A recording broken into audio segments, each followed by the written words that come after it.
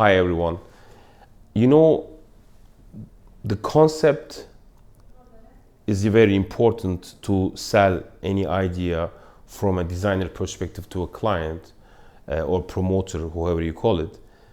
But the actual thing is the full process from that concept till the end. So I want to explain in this session the design drawings till the shop drawing stage. Now, design drawings in many different school of architecture has been divided into three main sections and some supportive documentation after that.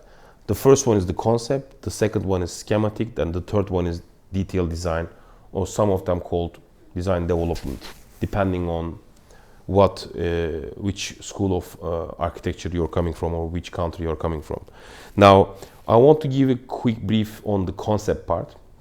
The client comes with a brief to you, and then you do a final brief together, and then you have to have a space program, and then after that space program you do your research and development, and you come up with an initial planning and massing, as well as with a mood board, material and color scheme.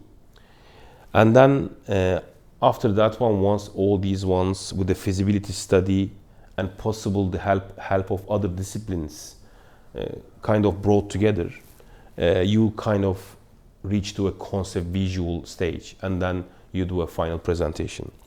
Now, after this one, considering that the concept design is frozen, the second stage starts, which is the schematic design phase. Now, if you see the main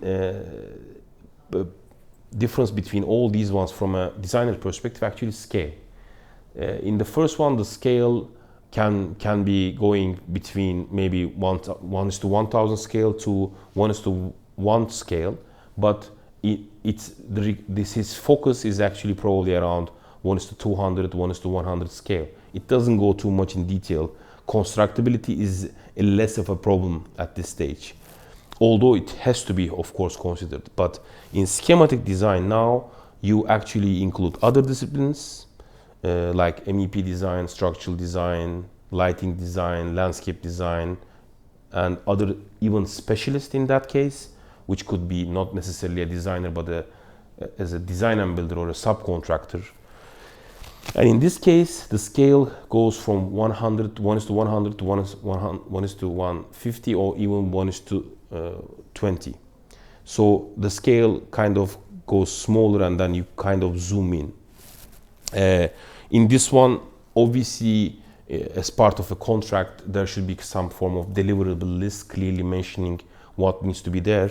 The things that I'm going to tell you, but not limited to, like you have to have the elevations, the floor plans, you have to have the floor finishes, the ceiling finishes, the wall finishes.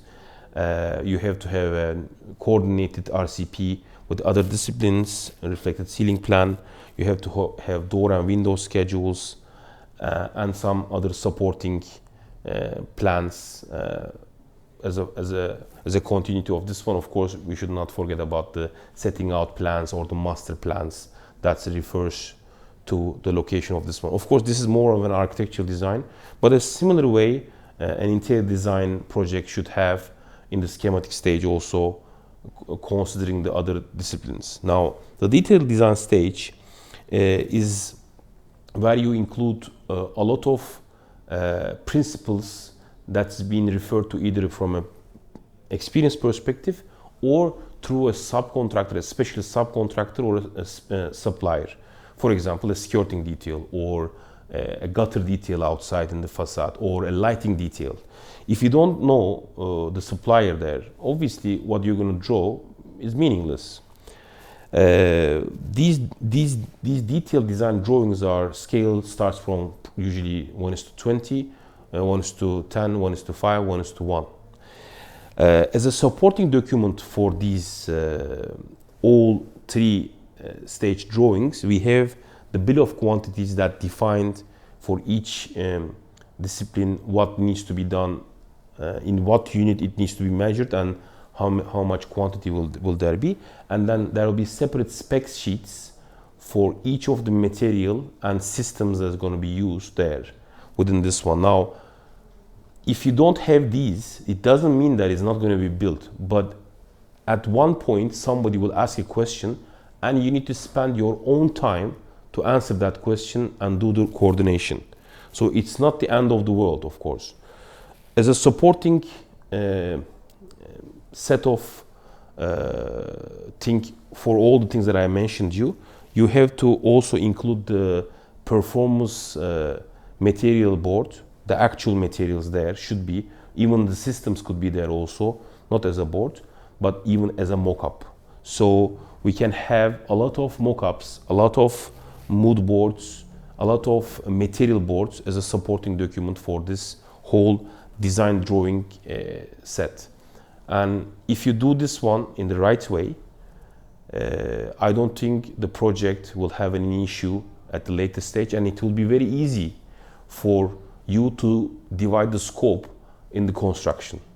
Thank you.